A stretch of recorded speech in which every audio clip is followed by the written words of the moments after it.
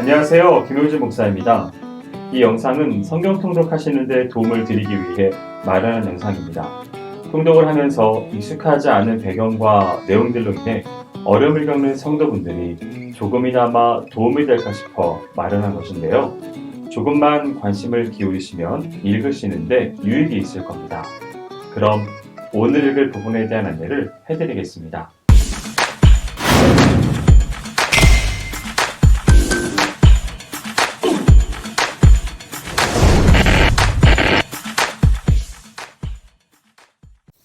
오늘 읽을 본문은 이사야 54장에서 58장까지입니다.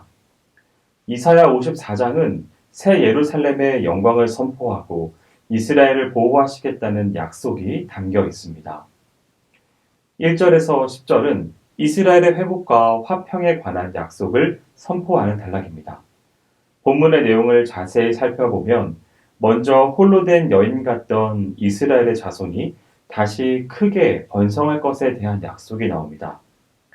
그리고 이스라엘이 다시는 수치와 버림받음을 당하지 않게 하시겠다는 약속을 말하며 끝으로 화평케 하는 하나님의 언약의 불변성을 언급하고 있습니다. 본문에서 이스라엘을 남편으로부터 버림받고 자식이 없는 홀로 된 여인에 대해 주목할 필요가 있습니다. 이러한 여인은 실상 고대 이스라엘 사회에서 사회적, 법적, 경제적인 지위를 상실한 매우 수치스러운 존재입니다. 본문은 그 죄악으로 말미암아 하나님께로부터 버림받아 바벨론 포로 생활을 하게 될 이스라엘이 바로 이 같은 수치스러운 존재였음을 보여주고 있습니다. 11절에서 17절은 구원받은 이스라엘의 새 삶의 중심이 될 영광스러운 예루살렘 성의 재건과 선민의 보호에 대한 약속을 기록하고 있는 부분입니다.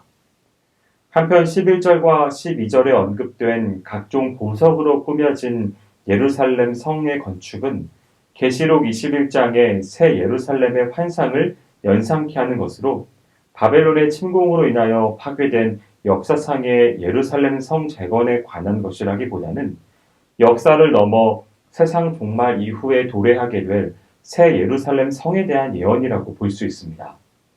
그리고 13절부터 17절은 그리스도의 대속의 복음을 듣고 믿음으로 의롭다함을 얻은 택한 백성들을 대적에게서 보호하시고 승리를 얻게 하시겠다는 하나님의 약속의 말씀을 기록하고 있습니다. 이사야 55장은 이사야 시대로부터 약 150년 후인 이스라엘의 바벨론 포로 및 귀환 시대를 배경으로 하여 택한 백성에 대한 하나님의 구원 사역과 장차 도래할 메시아 왕국의 영광 등에 대하여 예언하고 있는 장입니다. 1절에서 13절은 천국에 예비된 구원 잔치회로 세계 만민을 초청하는 내용을 담고 있습니다. 본문의 내용을 살피면 먼저 값없이 베푸시는 하나님의 구원 잔치회로 만민을 초청하는 내용을 담고 있습니다. 이어서 초청받은 자들을 향하여 결단을 촉구하고 하나님의 사죄를 약속하는 내용이 이어집니다. 그리고 초청에 응하는 자들에게 하나님의 사죄와 구원 약속 성취에 대한 확신을 주는 내용을 기록하고 있습니다. 여기서 주목할 것은 하나님의 구원 초청은 이스라엘 백성에게만 국한된 것이 아닌 세계 만민에게 열려있는 것이지만 실제로 천국 구원 잔치에 참여할 수 있는 자는 스스로 그 초청을 받아들이기로 결단하는 자들이라는 사실입니다. 그리고 이러한 결단에는 다음에 두 가지 요소가 내포되어 있어야 함을 말하고 있습니다.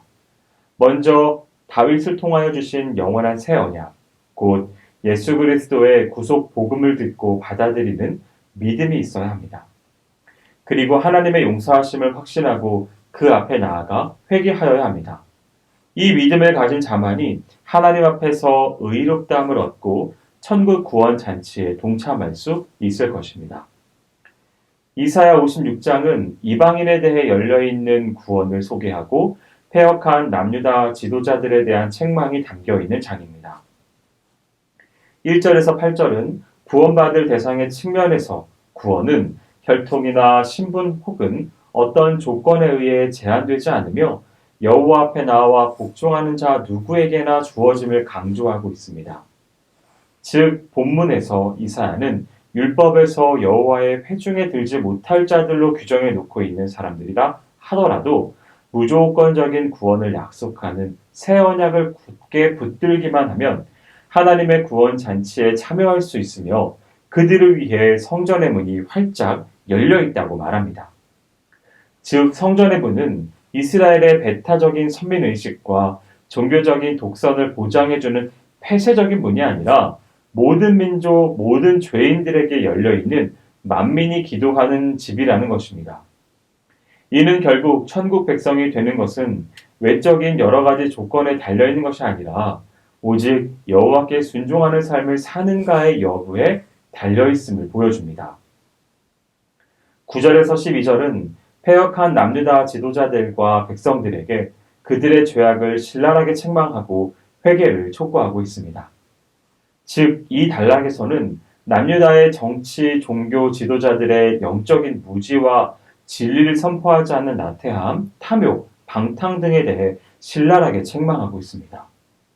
이는 57장에서 언급될 남유다 사회 전체의 심각한 부패상이 바로 이러한 지도자들의 타락에서 비롯된 것임을 보여주기 위해 먼저 언급된 것입니다.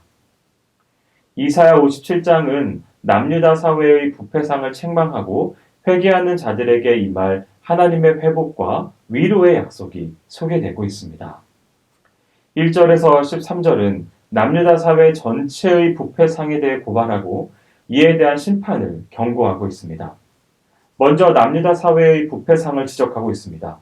즉, 의인의 죽음에 전혀 관심을 두지 않는 죄와 의에 대한 남유다 사회의 불감성과 윤리의 부재를 지적하고 각종 우상 숭배로 가증한 행위들을 일삼는 종교적 타락을 지적하고 있습니다. 이어서 이러한 타락이 여호와를 생각하고 경외치 않음에서 비롯된 것이라고 규명한 후 심판을 경고하고 있습니다.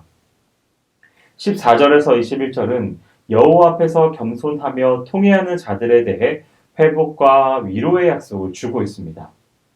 여기서 하나님은 남유다 백성들의 탐심의 죄악으로 인하여 진노하긴 하셨지만 통회하고 마음이 겸손한 자에게는 결코 영원히 진노하지 않으시며 곧 회복하게 하며 위로와 평강을 주실 것을 약속하십니다. 이는 결국 택한 백성에 대한 하나님의 징계 목적이 그들을 영원히 멸망케 하는 데 있지 않으며 죄에서 돌이켜 구원과 평강을 얻게 하는 데 있음을 보여주는 것입니다. 또 하나님의 징계는 악인들에게도 회개의 기회를 주는 것이라 말합니다. 그럼에도 불구하고 끝내 회개치 않는 악인들은 영원히 평강을 얻지 못하고 멸망에 떨어질 것을 본문은 말하고 있습니다. 이사야 58장은 이스라엘을 향하여 바른 신앙을 가질 것을 촉구하고 있는 장입니다. 1절에서 9절은 남유다 백성들의 종교적인 외식을 단적으로 보여주는 금식의 문제를 거론함으로써 하나님과의 바른 관계 회복을 모색하고 있습니다. 본문 내용을 살펴보면 한편으로는 경건한 척 금식을 하면서도 다른 한편으로는 자신의 욕심과 쾌락을 위하여 다투고 싸우는, 즉 외식이 가득한 표리부동한 종교 행위에 대한 책망을 하고 있습니다. 그리고 하나님이 기뻐하시는 금식을 소개하면서 바른 금식을 행하는 자에 대한 하나님의 축복과 기도 응답의 약속을 기록하고 있습니다. 10절에서 14절은 남유다 백성들을 향하여 사회적으로 연약한 자들에게 행하던 불의를 버리고 안식일을 거룩하게 지키도록 권면하고 있습니다. 안식일을 거룩히 지켜야 한다는 권면은 이미 56장에서 언급된 바 있습니다. 그런데 이사야 선지자가 다른 규례들에 대해서는 언급하지 않으면서 유독 안식일 규례만을 강조하여 언급한 이유는 안식일 성수야말로 이스라엘이 하나님과의 원초적인 관계를 유지하는 데 있어서 필수적인 것이기 때문입니다. 그러나 남유다 왕국 말기에 이르러 남유다 백성들은 각종 우상 숭배에 빠져 있었기 때문에 당연히 안식일 준수를 소홀히 하게 되었으며 성전에서 제사까지는 지낸다 하더라도 그 후에는 안식일임도 아랑곳하지 않고 자기 생업을 행하며 각종 가증한 일을 일삼았습니다. 이처럼 원초적인 하나님과의 교제가 단절된 남유다 백성들에게 종교적, 도덕적 의의를 기대한다는 것은 불가능한 것이었습니다.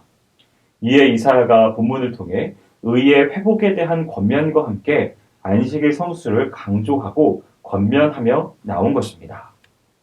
여기까지 이사야 54장에서 58장까지 성경 통독을 하실 때 도움이 될 만한 내용을 전해드렸습니다. 혹시 이 외에 질문이 있으시거나 나누고 싶은 이야기가 있으시면 밴드나 댓글로 달아주시면 필요한 도움을 드리겠습니다. 그럼 내일 다시 만나도록 하겠습니다. 통독 화이팅 하세요!